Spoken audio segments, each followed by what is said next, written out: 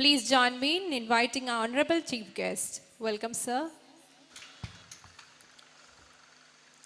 Respected headmistress of RIMS Montessori School, Ms. Supriya KT, General Secretary, RIMS Foundation, Mr. Sajit UN, Treasurer, Mr. Hashim C, parent executives on the dais, pre-primary heads, other dignitaries, teachers, parents, and my dear students. ഞാൻ മലയാളത്തിലാണ് സംസാരിക്കാൻ ഉദ്ദേശിക്കുന്നത്. കാരണം mostly എൻ്റെ ഇവിടെയുള്ള audience എല്ലാം പാരൻസാണ്.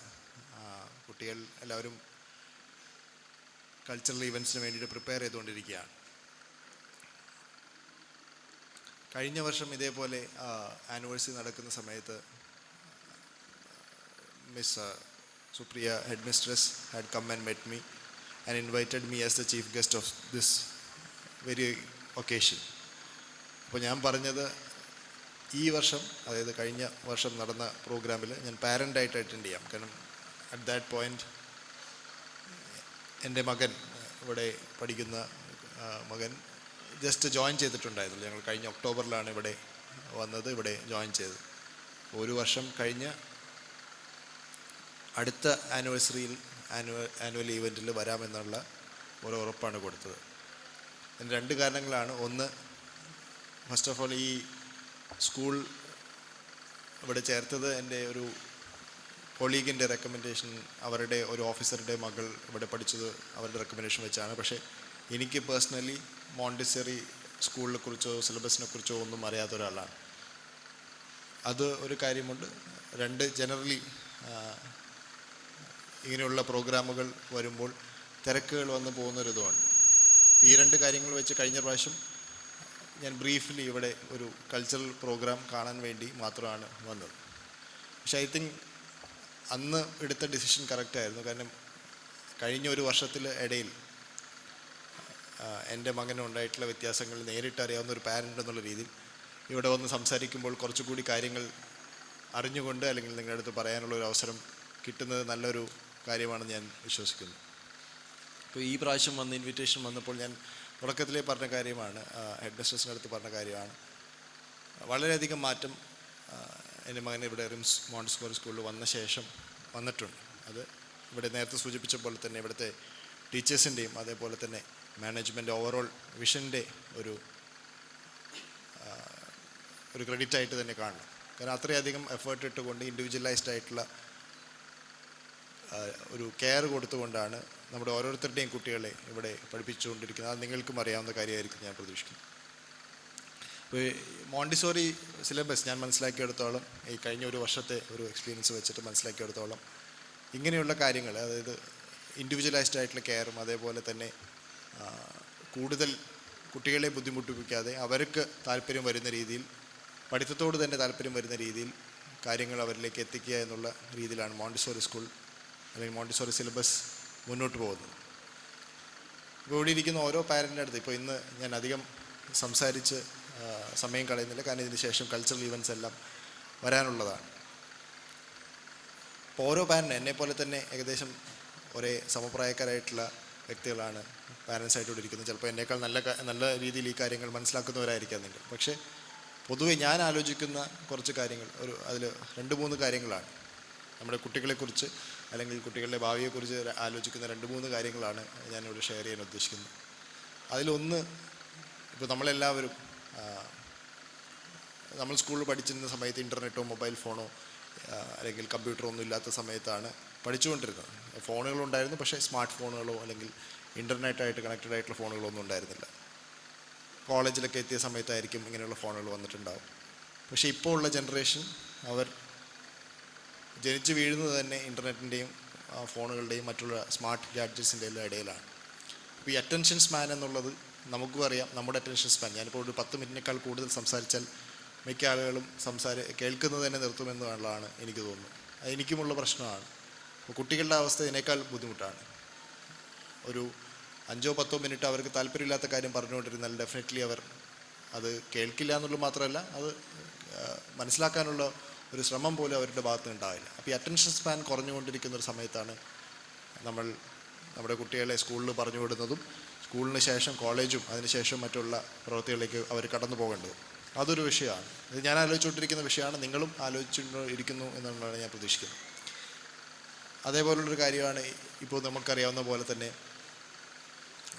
Artificial intelligence, ഇങ്ങനെ ChatGPT, അതിൽ എത്ര പേര് നിങ്ങളത് ഉപയോഗിക്കുന്നുണ്ടെന്ന് അറിഞ്ഞുകൂടാ. പക്ഷേ അറ്റ്ലീസ്റ്റ് എൻ്റെ ജോലിയിലും അല്ലെങ്കിൽ എന്നെപ്പോലുള്ള ജോലികൾ ചെയ്യുന്ന ആളുകളും പ്രൈവറ്റ് സെക്ടറിലും എല്ലാം വളരെയധികം ഉപയോഗം വന്നുകൊണ്ടിരിക്കുന്ന ഒരു ഫീൽഡാണ് ആർട്ടിഫിഷ്യൽ ഇൻ്റലിജൻസ്. നമ്മൾ വിചാരിക്കുന്ന പല ജോലികളും അല്ലെങ്കിൽ പല സ്കില്ലുകളും ഒരു 10-15 വർഷത്തിനുള്ളിൽ ജോലികളല്ലാതായി തീരും, അല്ലെങ്കിൽ അത് ആ ഒരു സ്കില്ലുള്ള ആളുകളെ ആവശ്യമില്ല. അപ്പോൾ ടൈപ്പ് റൈറ്റിംഗ് അല്ലെങ്കിൽ അക്കൗണ്ടിങ്, ഈവൻ കുറച്ചുകൂടി കോംപ്ലിക്കേറ്റഡ് ആയിട്ടുള്ള അപ്പോൾ ആർക്കിടെക്ചർ ഡിസൈൻ, ഇങ്ങനെയുള്ള കാര്യങ്ങളെല്ലാം, അല്ലെങ്കിൽ സോഫ്റ്റ്വെയർ പ്രോഗ്രാമിംഗ്, ഇതെല്ലാം ഒരു 100 പേരിരുന്ന് ചെയ്തുകൊണ്ടിരിക്കുന്ന ഒരു കാര്യം ചിലപ്പോൾ ഒരാളെ കൊണ്ട് ആർട്ടിഫിഷ്യൽ ഇൻ്റലിജൻസ് വെച്ച് ചെയ്തുകൊണ്ടിരിക്കാൻ പറ്റും. അപ്പോൾ ഒരു സമയത്ത് സ്കൂളുകളിൽ എന്താണ് പഠിപ്പിക്കേണ്ടത് അല്ലെങ്കിൽ കോളേജുകളിൽ എന്താണ് പഠിപ്പിക്കേണ്ടത്, ഈ കാര്യത്തെക്കുറിച്ച് ജനറലി ഞാൻ ആലോചിച്ച് കുറച്ച് കൺസേൺഡ് ആവുന്ന കാര്യമാണ്. അതിന് ഉത്തരങ്ങളൊന്നും എൻ്റെ കയ്യിലില്ല. പക്ഷേ അത് റിംസിനെ പോലെയുള്ള അല്ലെങ്കിൽ മറ്റു സ്കൂളുകളിലെ മാനേജ്മെൻറ്റും ഗവൺമെൻറ്റും എല്ലാം അതിൽ എഡ്യൂക്കേഷൻ സെക്ടറിൽ വർക്ക് ചെയ്യുന്ന ആളുകളെല്ലാം ആലോചിച്ച് കണ്ടുപിടിക്കേണ്ട കാര്യമാണ്. എങ്ങനെയാണ് സിലബസ് മാറേണ്ടതെന്നുള്ളത്, സിലബസും പഠിപ്പിക്കേണ്ട രീതിയും മാറേണ്ടതെന്നുള്ളത്. മൂന്നാമത്തെ കാര്യമാണ് ഈ നേരത്തെ പറഞ്ഞ അറ്റൻഷൻ സ്പാനിൻ്റെ കാര്യത്തിൽ പറഞ്ഞ പോലെ ഗാഡ്ജറ്റ്സും അതേപോലെ തന്നെ മറ്റ് ഡിവൈസസ് ഉപയോഗിക്കുമ്പോൾ നമ്മുടെ ചുറ്റുപാടുമുള്ള കാര്യങ്ങൾ അറിയാതെ പോകുന്നത്. ചുറ്റുപാടെന്ന് വെച്ചാൽ നമ്മുടെ തൊട്ടടുത്തിരിക്കുന്ന, ഇപ്പോൾ അപ്പാർട്ട്മെൻറ്റുകളിലൊക്കെ താമസിക്കുന്നവർക്കറിയാം, തൊട്ടടുത്തുള്ള അപ്പാർട്ട്മെൻറ്റിൽ ആരാണ് താമസിക്കുന്നത് പോലും അറിയാത്ത അവസ്ഥയാണ്. അല്ലെങ്കിൽ ഈവൻ നമ്മൾ യാത്ര ചെയ്യുമ്പോൾ കൂടെ യാത്ര ചെയ്യുന്ന ആളാരാണെന്ന് അറിയാതെ പോകുന്ന കാര്യമുണ്ട്. അതിപ്പോൾ കുട്ടികളുടെ കാര്യമാണെങ്കിൽ തന്നെ അവർക്ക് ചിലപ്പോൾ താല്പര്യം വീട്ടിൽ വന്നു കഴിഞ്ഞാൽ കാർട്ടൂൺ കണ്ടുകൊണ്ടിരിക്കാനായിരിക്കും. ചുറ്റോടുള്ള ഫ്രണ്ട്സിൻ്റെ കൂടെ കളിക്കാനുള്ള താല്പര്യം ചിലപ്പോൾ ഇല്ലാതിരിക്കുന്നവരുണ്ടാവും. അപ്പോൾ ഇങ്ങനെ ഈ 2-3 ഇഷ്യൂസാണ് ജനറലി ഞാൻ ഇപ്പോൾ എൻ്റെ മകൻ 5 വയസ്സായിട്ടുള്ളൂ, ഇവിടെയുള്ളവരുടെ മക്കൾക്ക് കുറച്ചും കൂടി പ്രായമുള്ളവരുടെ മക്കളും ഉണ്ടാവും, നിങ്ങളും ആലോചിച്ചുകൊണ്ടിരിക്കുന്ന കാര്യമായിരിക്കും. അപ്പോൾ ഇതിനൊക്കെ എന്താണ് സൊല്യൂഷൻ? അതാണ് പാരൻസ് എന്നുള്ള രീതിയിൽ, ഇവിടെ പാരൻറ്റ് എക്സിക്യൂട്ടീവ്സും ഉണ്ട്. നമ്മൾ ജനറലി ഒരു സൊസൈറ്റി എന്നുള്ള രീതിയിൽ നമ്മൾ ആലോചിച്ച് കണ്ടുപിടിക്കേണ്ട കാര്യം. അപ്പോൾ എനിക്ക് തോന്നിയിട്ടുള്ള കാര്യങ്ങൾ ഞാനിതിൽ പറയാം. നമ്മൾക്ക് ചെയ്യാൻ പറ്റുന്ന കാര്യങ്ങൾ, അല്ലെങ്കിൽ ഇപ്പോൾ ഇവിടെ ആദ്യത്തെ റിപ്പോർട്ടിൽ പ്രസൻറ്റ് ചെയ്ത പോലെ തന്നെ നമ്മൾ മാനേജ്മെൻറ്റും അതേപോലെ ടീച്ചേഴ്സും പാരൻസും എല്ലാം കൂടി ചേർന്നുകൊണ്ടാണ് കുട്ടികളെ വളർത്തുന്നത്.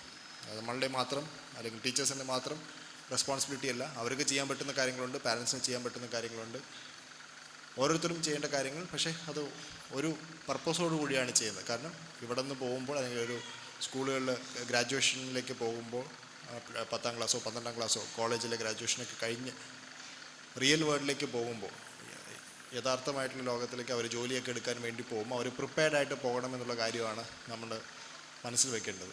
അപ്പോൾ അതിൽ ആദ്യം സൂചിപ്പിച്ച പോലെ മോണ്ടിസോറി സിലബസ് അത് വളരെ അതിന് ആപ്റ്റായിട്ടുള്ള, അല്ലെങ്കിൽ മോണ്ടിസോറി സിസ്റ്റം എന്നുള്ളത് വളരെ ആപ്റ്റായിട്ടുള്ള ഒരു സിസ്റ്റമാണ്. കാരണം ഓരോ കുട്ടിക്കും അവന് ആവശ്യമുള്ള കാര്യം അവന് ഇഷ്ടപ്പെടുന്ന രീതിയിൽ അവരുടെ പേസിൽ, ചില കുട്ടികൾക്ക് ചിലപ്പോൾ പെട്ടെന്ന് പിക്കപ്പ് ചെയ്യാൻ പറ്റും, ചില കുട്ടികൾക്ക് കുറച്ച് സ്ലോ ആയിരിക്കും. അതെല്ലാ സബ്ജക്റ്റും അങ്ങനെ ആയിരിക്കണമെന്നില്ല. മാത്തമാറ്റിക്സ് താല്പര്യമുള്ള ആൾക്ക് ചിലപ്പോൾ മാത്തമാറ്റിക്സ് കൂടെ ഇരുന്ന് പഠിക്കുന്ന ആളേക്കാൾ സ്പീഡിൽ പഠിക്കാൻ പറ്റും. പക്ഷേ അവന് ഇംഗ്ലീഷ് ഇഷ്ടമല്ലെങ്കിൽ ചിലപ്പോൾ ഇംഗ്ലീഷ് കുറച്ച് സ്ലോ ആയിട്ടായിരിക്കും പോകുന്നത്.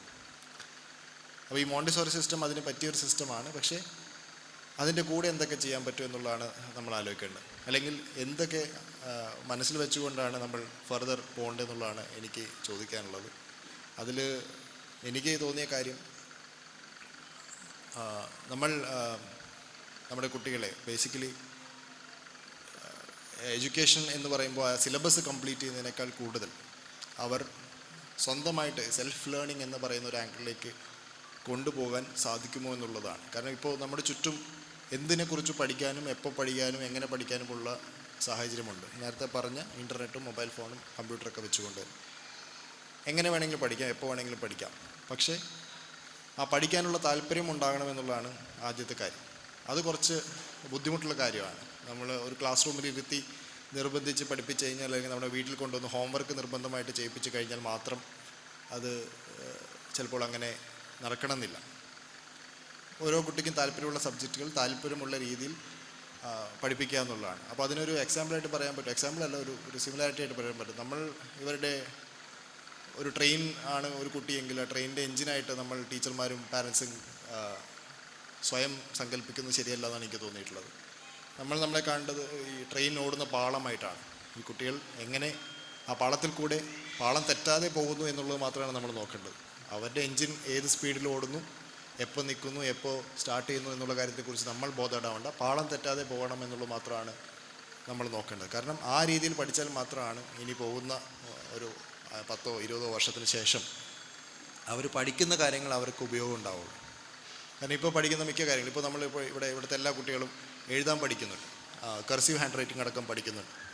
പക്ഷേ കർസീവ് ഹാൻഡ് റൈറ്റിംഗ് ഉപയോഗിക്കുന്ന എത്ര പേർ നമ്മുടെ ഇടയിൽ തന്നെ ഉണ്ടെന്നുള്ളത് നമ്മൾ ആലോചിച്ച് നോക്കിയാൽ മതി. പാരൻസിൻ്റെ ഇടയിൽ തന്നെ കർസീവ് ഹാൻഡ് റൈറ്റിംഗ് പഠിക്കുന്ന ആളുകൾ എത്ര പേരുണ്ടെന്നുള്ളത്. പക്ഷേ അതിന് അർത്ഥം കർസീവ് ഹാൻഡ് റൈറ്റിംഗ് പഠിക്കേണ്ട എന്നുള്ളതല്ല. കർസീവ് ഹാൻഡ് റൈറ്റിംഗ് ആവശ്യമാണ് നമ്മുടെ കൈ ഉപയോഗിക്കാനും മോട്ടോർ സ്കിൽസ് വർദ്ധിപ്പിക്കാനും. നമ്മൾ വാക്കുകൾ അല്ലെങ്കിൽ അക്ഷരങ്ങൾ ഓർക്കുമ്പോൾ അതിൻ്റെ കൃത്യമായിട്ടുള്ള ഷേപ്പുകൾ ഓർക്കാനും എല്ലാം കർസീവ് ഹാൻഡ് റൈറ്റിംഗ് അത്യാവശ്യമാണ്. ആ ഒരു സ്കിൽ ആവശ്യമാണ്. പക്ഷേ അതിൻ്റെ അൾട്ടിമേറ്റ് ഔട്ട്പുട്ടല്ല ഒരു 5-10 വർഷം ശേഷം ആ കുട്ടിക്ക് ആവശ്യമുള്ളൂ. അതേപോലെ മാത്തമാറ്റിക്സ്, ഇപ്പോൾ നമ്മൾ പലരും ആലോചിക്കുന്ന കാര്യമാണ്, ഞാനും ആലോചിക്കുന്ന കാര്യം, ക്വാഡ്രാറ്റിക് ഇക്വേഷൻ പഠിച്ചിട്ടുണ്ട്. 10ാം ക്ലാസ്സിലൊക്കെ ക്വാഡ്രാറ്റിക് ഇക്വേഷനൊക്കെ പഠിച്ചിട്ടാണ് നമ്മളെല്ലാവരും ഇവിടെ വന്നിരിക്കുന്നത്. പക്ഷേ ക്വാഡ്രാറ്റിക് ഇക്വേഷൻ എപ്പോഴെങ്കിലും നമ്മൾ ആക്ച്വലി ഇപ്പോൾ എഞ്ചിനീയേഴ്സ് ഉണ്ടാവും, ചിലപ്പോൾ കുറച്ച് പേര് ഇവിടെ എഞ്ചിനീയേഴ്സ് ആർക്കിടെക്ട്സ് ഒക്കെ ഉണ്ടാവും, അവർ ചിലപ്പോൾ ഉപയോഗിക്കുന്നുണ്ടാവും. പക്ഷേ സാധാരണക്കാരനായ അല്ലെങ്കിൽ ഒരു ഈ ഫീൽഡിൽ വർക്ക് ചെയ്യാത്ത, ഇപ്പം എന്നെ പോലെ ഞാൻ അഡ്മിനിസ്ട്രേഷനിലാണ് വർക്ക് ചെയ്യുന്നത്, എനിക്ക് ക്വാഡ്രാറ്റിക് ഇക്വേഷൻ ഒരിക്കലും നേരിട്ട് ഉപയോഗിക്കേണ്ടി വന്നിട്ടില്ല. എഞ്ചിനീയറിങ്ങിന് ശേഷം ഒരിക്കലും നേരിട്ട് ഉപയോഗിക്കേണ്ടി വന്നിട്ടില്ല. അപ്പോൾ അങ്ങനെയുള്ള കാര്യങ്ങൾ പഠിക്കുമ്പോൾ ആ പഠിക്കുന്നത് ശരിക്കും ആ സിലബസ് കംപ്ലീറ്റ് ചെയ്യാൻ വേണ്ടി മാത്രമല്ല, ആ പഠിക്കുന്ന കാര്യത്തിൻ്റെ കൂടെ ആ സ്കില്ലുണ്ട്. നമ്മൾ ആലോചിക്കുമ്പോൾ ഉണ്ടാകുന്ന ഒരു ലോജിക്, ആ ലോജിക്ക് അപ്രീഷിയേറ്റ് ചെയ്യാനുള്ളൊരു സ്കില്ലുണ്ട്. ആ സ്കില്ല് പഠിക്കുക എന്നുള്ളതായിരിക്കണം, അത് മനസ്സിലാക്കി പഠിക്കുക എന്നുള്ളതായിരിക്കണം കുട്ടിയുടെ ആവശ്യം എന്നുള്ളതാണ് എനിക്ക് തോന്നുന്നത്. അപ്പോൾ അതിലേക്കുള്ളൊരു ഫോക്കസിലേക്ക് കൊണ്ടുവരണം. ആ ഫോക്കസ് സ്വയം ഡെവലപ്പ് ചെയ്യാനുള്ള ഡിസിപ്ലിൻ അവർക്ക് ഉണ്ടാവണം എന്നുള്ളതാണ് ആവശ്യം. അപ്പം അതിനുള്ളൊരു ശ്രമം നമ്മുടെ വീടുകളിൽ തന്നെ സ്റ്റാർട്ട് ചെയ്യണം. അപ്പോൾ ഈ ഞാൻ പേഴ്സണലി ഫേസ്, അല്ലെങ്കിൽ ഞാനും എൻ്റെ വൈഫും പേഴ്സണലി ഫേസ് ചെയ്യുന്ന പ്രശ്നമാണ് കാർട്ടൂണുകളിൽ നിന്ന് മൊബൈൽ ഗെയിമുകളിലൊക്കെ നിന്ന് മകനെ മാറ്റി നേരിട്ട് കാര്യങ്ങൾ ചെയ്യുന്ന പെയിൻറ്റിങ്ങോ അല്ലെങ്കിൽ എന്തെങ്കിലും ആർട്ട് ആൻഡ് ക്രാഫ്റ്റോ അല്ലെങ്കിൽ അറ്റ്ലീസ്റ്റ് പുറത്തു പോയി സൈക്ലിംഗ് അല്ലെങ്കിൽ ചുറ്റുവട്ടുള്ള കുട്ടികളുടെ കൂടെ കളിക്കുക എന്നുള്ളൂ. അപ്പോൾ ഇങ്ങനെയുള്ള ആക്ടിവിറ്റിയിൽ കൂടി അവർ സ്വയം പല കാര്യങ്ങളും പഠിച്ചെടുത്തുകൊണ്ടിരിക്കുകയാണ്. ഇവിടെ ഏറ്റവും സന്തോഷം അല്ലെങ്കിൽ ഒരു അത്ഭുതമായിട്ട് തോന്നിയിട്ടുള്ള കാര്യം, മിക്കപ്പോഴും എൻ്റെ അടുത്ത് വന്നിട്ട് എൻ്റെ മകൻ സംസാരിക്കുമ്പോൾ, ഇവിടെ തന്നെയാണ്, ഇവിടെ വന്ന് സംസാരിക്കുന്നത് ചിലപ്പോൾ ക്ലാസ്സിൽ പഠിപ്പിക്കുന്ന കാര്യങ്ങളായിരിക്കില്ല. ഇവർക്ക് അതിൻ്റെ ഫുൾ ഫോം എന്താണെന്ന് അറിഞ്ഞുകൂടാ. ക്ലാസ്സിന് ശേഷം OT ടൈം എന്ന് പറഞ്ഞിട്ട് ടൈമുണ്ട്. OT എന്താണ്? ഓൺ ട്രാൻസ്പോർട്ട് എന്ന് പറഞ്ഞ സമയമാണ്. എനിക്ക് തോന്നുന്നു വണ്ടി വരുന്നതിനിടയിലുള്ള സമയമാണ്. അതെ, അതർ ദാൻ സ്കൂൾ ബസ് വരുമ്പോൾ ഉള്ള സമയമാണ്. അപ്പോൾ ഓൺ ട്രാൻസ്പോർട്ട് സമയമാണ്. അവിടെ എനിക്ക് തോന്നുന്നു ഇവിടെയാണ് ഇരിക്കുന്നതെന്ന് തോന്നുന്നത്. ഈ ഒരു ഹാളിൽ ഇങ്ങനെ ഒരു ഏരിയ സ്റ്റേജിലാണ് ഇരിക്കുന്നത്. ഇവിടെ ഇരുന്ന് ഇവർ തമ്മിൽ സംസാരിക്കുന്ന, ഇവൻ്റെ ഫ്രണ്ട്സ് സംസാരിക്കുന്ന കാര്യമാണ് പൊതുവേ എൻ്റെ അടുത്ത് വന്ന് ഷെയർ ചെയ്യാറുള്ളത്. അപ്പോൾ ഇപ്പോൾ ഇവിടെ വന്നപ്പോഴും പറഞ്ഞു, ഇവർക്ക് ഒരു 5 പേരുടെ ഗ്യാങ് ഉണ്ട്. 5 പേര് ഇവരിരുന്നിട്ട് പല കാര്യങ്ങളും വളരെ സീക്രട്ടായിട്ട് വീട്ടിൽ നിന്ന് അടിച്ചു മാറ്റി കൊണ്ടുവരുന്ന കുറേ കാര്യങ്ങളൊക്കെ കാണിച്ച് റബ്ബറോ ചോക്ലേറ്റോ ഒക്കെ അങ്ങോട്ടും ഇങ്ങോട്ടും ഷെയർ ചെയ്യുക, അല്ലെങ്കിൽ ഇതിൻ്റെ കാണിച്ചുകൊണ്ട് ഇതിൻ്റെ കാര്യങ്ങൾ പറഞ്ഞു കൊടുക്കുക. ഇതൊക്കെയാണ് പരസ്പരം അവർ പല കാര്യങ്ങളും ഷെയർ ചെയ്ത് ഒരാളുടെ വീട്ടിൽ മറ്റൊരാളുടെ വീട്ടിൽ എന്താണ് നടക്കുന്നത്. അപ്പോൾ പൊതുവേ നമ്മൾ കുട്ടികളെ പഠിപ്പിക്കേണ്ട ഒരു കാര്യം, നമ്മുടെ വീട്ടിലെ ആരുടെയെങ്കിലും ഒരു ഫോൺ നമ്പറാണല്ലോ. എങ്ങനെയെങ്കിലും എന്തെങ്കിലും അപകടത്തിൽപ്പെട്ടാൽ അല്ലെങ്കിൽ എവിടെയെങ്കിലും അറിയാതെ വഴിതെറ്റിപ്പോയി കഴിഞ്ഞാൽ ഫോൺ നമ്പർ പഠിക്കണം എന്നുള്ളൊരു ആവശ്യം ഉണ്ട്. പക്ഷേ എൻ്റെ മകൻ ആദ്യം പഠിച്ചത് എൻ്റെ ഫ്രണ്ടിൻ്റെ വീട്ടിലെ പാരൻറ്റിൻ്റെ ഫോൺ നമ്പറാണ്. അതെന്തുകൊണ്ടാണെന്ന് അറിഞ്ഞുകൂടാ. ഇവിടെ വന്നിരുന്നിട്ട് ഇങ്ങനെ ഷെയർ ചെയ്ത അവസാനം പഠിച്ചത്, ആദ്യമായിട്ട് പഠിച്ച ഫോൺ നമ്പർ അവൻ്റെ ഒരു ഫ്രണ്ടിൻ്റെ പാരൻറ്റിൻ്റെ ഫോൺ നമ്പറാണ്. എന്നിട്ട് ആ ഫോൺ നമ്പർ എടുത്തുകൊണ്ട് ആ ഫ്രണ്ടിൻ്റെ വീട്ടിലേക്ക് വിളിക്കുകയും ചെയ്തു, ഫ്രണ്ടായിട്ട് സംസാരിക്കുകയും ചെയ്തു. അപ്പോൾ അങ്ങനെയുള്ള അവർ തമ്മിലുള്ള ലേണിംഗ്, ക്രോസ് ലേണിംഗ്. ഇപ്പോൾ ഞാൻ ആദ്യം പറഞ്ഞത് അവർ സ്വയമായിട്ടൊരു സെൽഫ് ലേണിംഗ് വേണമെന്നുള്ളതാണ്. ഒരാൾക്ക് സ്വന്തമായിട്ട് പഠിക്കാനുള്ള താല്പര്യവും സ്വന്തമായിട്ട് കാര്യങ്ങൾ കണ്ടുപിടിക്കാനുള്ള താല്പര്യം ഉണ്ടെങ്കിൽ മാത്രമാണ് അവർ പഠിക്കുന്ന കാര്യങ്ങൾക്ക് ഫ്യൂച്ചറിൽ ഉപയോഗം ഉണ്ടാവുള്ളൂ. നമ്മൾ ക്ലാസ് റൂമിൽ പഠിച്ചുകൊണ്ടിരിക്കുന്ന കാര്യങ്ങൾ മിക്കവാറും അവർ സ്കൂളിൽ നിന്ന് പോകുമ്പോഴേക്കും ഔട്ട്ഡേറ്റഡ് ആവും. അതേപോലെ ഇമ്പോർട്ടൻ്റ് ആണ് ഈ രണ്ടാമത് പറഞ്ഞ കാര്യം, കുട്ടികൾ തമ്മിലുള്ള ക്രോസ് ലേണിംഗ്. അത് അൺസൂപ്പർവൈസ്ഡ് ആയിട്ടുള്ള ക്രോസ് ലേണിംഗ് വേണമെന്നുള്ളതാണ് ഇപ്പോൾ റീസെൻ്റ് ആയിട്ടുള്ള റിസർച്ചൊക്കെ. അപ്പോൾ കഴിഞ്ഞ വർഷം ഇറങ്ങിയ വളരെയധികം അവാർഡുകളൊക്കെ കിട്ടിയൊരു പുസ്തകമാണ് ആങ്ഷ്യസ് ജനറേഷൻ എന്ന് പറഞ്ഞിട്ടൊരു പുസ്തകം. അപ്പോൾ പുസ്തകങ്ങൾ വായിക്കുന്ന പാരൻസ് ഉണ്ടെങ്കിൽ ഞാൻ റെക്കമെൻഡ് ചെയ്യുന്നൊരു പുസ്തകമാണ്.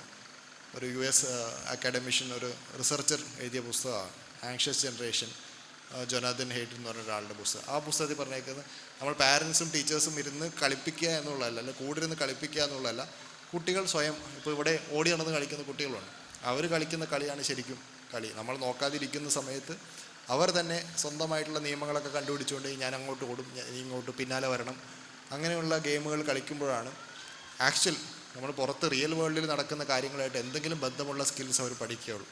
പുറത്ത് ശരിക്കും പറഞ്ഞാൽ ഗവൺമെൻറ്റിൻ്റെ നിയമങ്ങളും മറ്റുമൊക്കെ ഉണ്ടെങ്കിലും സാധാരണഗതിയിൽ ആളുകൾ തമ്മിൽ ഡീൽ ചെയ്യുന്ന രീതിയിൽ അത് ഓരോ പേഴ്സണാലിറ്റിയും വ്യത്യാസമാണ്. ആ പേഴ്സണാലിറ്റികൾ തമ്മിലുള്ള വ്യത്യാസം മനസ്സിലാക്കിക്കൊണ്ട് ഡീൽ ചെയ്യാനുള്ള ഒരു സ്കിൽ, ഒരു പേഴ്സണൽ സ്കിൽ ആവശ്യമാണ്. അത് പഠിക്കണമെങ്കിൽ ആർക്കും പഠിപ്പിച്ചു കൊടുക്കാൻ പറ്റില്ല, എക്സ്പീരിയൻസ് വെച്ച് തന്നെ വരവുള്ളൂ. അപ്പോൾ ഇപ്പോഴത്തേക്ക് എഡ്യൂക്കേഷൻ സിസ്റ്റം, നമ്മളൊക്കെ പഠിച്ച എഡ്യൂക്കേഷൻ സിസ്റ്റം, ഇപ്പോൾ CBSE സ്റ്റേറ്റ് സിലബസിലൊക്കെ പഠിച്ച എഡ്യൂക്കേഷൻ സിസ്റ്റം, അതിൻ്റെ ചരിത്രം നോക്കിക്കഴിഞ്ഞാൽ അത് ആക്ച്വലി ഇൻഡസ്ട്രിയൽ റെവല്യൂഷൻ്റെ സമയത്താണ് തുടങ്ങിയത്. ഒരു 1700-കളിലും 800-കളിലൊക്കെ ഫാക്ടറികളിലേക്ക് കുറച്ച് വിവരവും വിദ്യാഭ്യാസമുള്ള ആളുകളെ ആവശ്യമുള്ളത് കൊണ്ട് ഫാക്ടറികൾ എങ്ങനെയാണോ ഓരോ മെഷീനും ഓരോ കാറൊക്കെ ഉണ്ടാക്കുന്നത്, അതേ രീതിയിൽ ഒരു ഫിക്സഡ് ടൈം 9 മണി മുതൽ 5 മണി വരെ അല്ലെങ്കിൽ അങ്ങനെ ഒരു സമയം വെച്ചുകൊണ്ട് കുട്ടികളെ സ്കൂളിലിരുത്തി പഠിപ്പിക്കുക, ഇത്ര വർഷം പഠിപ്പിക്കുക, അതിനുശേഷം പുറത്തിറങ്ങിയ ശേഷം അവർക്ക് ജോലിയിലേക്ക് റെഡിയായിട്ട് വരിക എന്നുള്ളൊരു സിസ്റ്റം. അത് ഇൻഡസ്ട്രിയൽ റെവല്യൂഷൻ്റെ ഭാഗമായിട്ട് നഗരങ്ങളൊക്കെ ഉണ്ടായപ്പോൾ, നഗരങ്ങളും അല്ലെങ്കിൽ ഫാക്ടറികളൊക്കെ ഉണ്ടായപ്പോൾ ആ സമയത്ത് ഉണ്ടാക്കിയൊരു സിസ്റ്റമാണ്.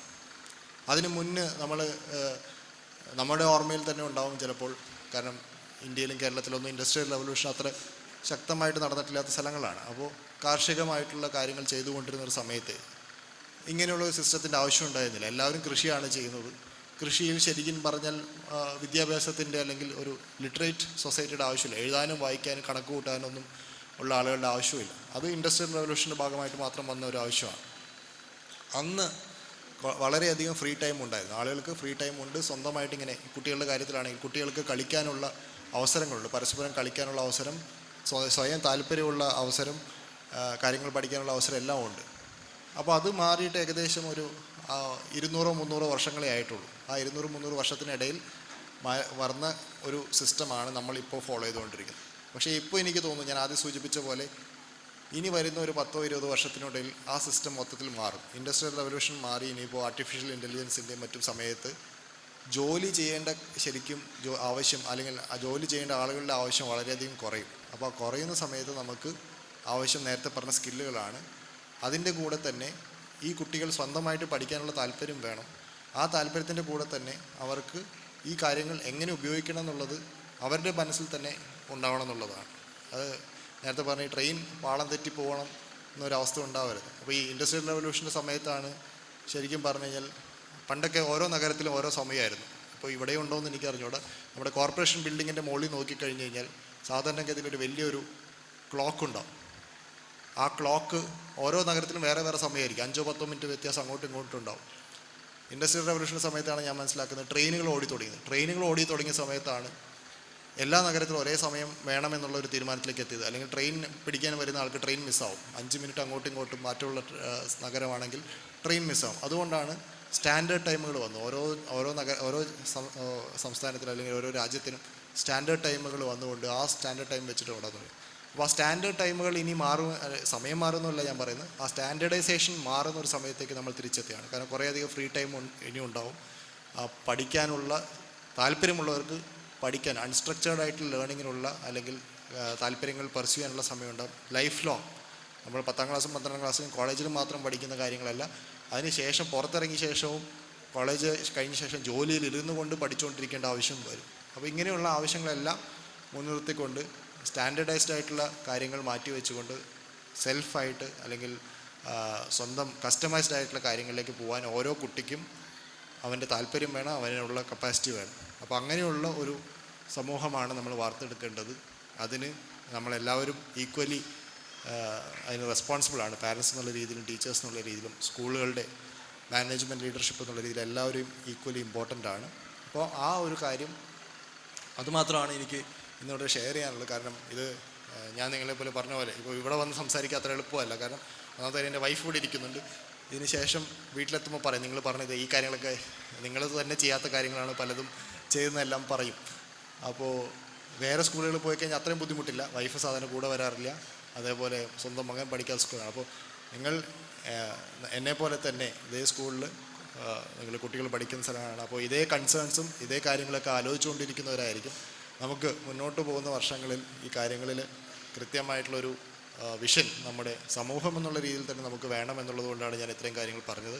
നേരത്തെ സൂചിപ്പിച്ച പോലെ അധികം നീട്ടിക്കൊണ്ടുപോകാൻ ഉദ്ദേശിക്കുന്നില്ല. ഇനി കൾച്ചറൽ പ്രോഗ്രാംസാണ് നമുക്ക് എൻജോയ് ചെയ്യാനുള്ളത്. അപ്പോൾ ഇവിടെ വന്നിരിക്കുന്ന ഓരോ മാതാപിതാക്കൾക്കും അവരുടെ കുട്ടികൾ ഇനി വരുന്ന വർഷങ്ങളിൽ ഇപ്പോൾ ഉണ്ടായിരിക്കുന്ന ഡെവലപ്മെൻറ്റിനേക്കാൾ വളരെ മികച്ച രീതിയിൽ തന്നെ മുന്നോട്ട് പോകാൻ സാധിക്കട്ടെ എന്ന് ആശംസിക്കുന്നു. അതിന് മുൻകൈ എടുക്കുന്ന ഇവിടുത്തെ ടീച്ചർമാർക്കും അതേപോലെ മാനേജ്മെൻറ്റിനും എല്ലാം ഇപ്പോൾ 16 വർഷമായെന്ന് പറഞ്ഞു. ഇനി ഓരോ വർഷം കഴിയും തോറും ഇപ്പോൾ ചെയ്തുകൊണ്ടിരിക്കുന്ന പ്രവൃത്തികൾ കൂടുതൽ മികവാർന്ന രീതിയിൽ, അല്ലെങ്കിൽ കൂടുതൽ ഈ പറയുന്ന ചലഞ്ചസുകളെല്ലാം മുന്നിൽ നിൽക്കുമ്പോഴും അതിനനുസരിച്ചുകൊണ്ട് സിസ്റ്റത്തിൻ്റെ മാറ്റങ്ങൾ വരുത്താൻ സാധിക്കട്ടെ എന്ന് ആശംസിക്കുന്നു. എല്ലാവർക്കും ഒരു ശുഭദിനം നേർന്നുകൊണ്ട് നിർത്തുകയാണ്. All the best. Thank you.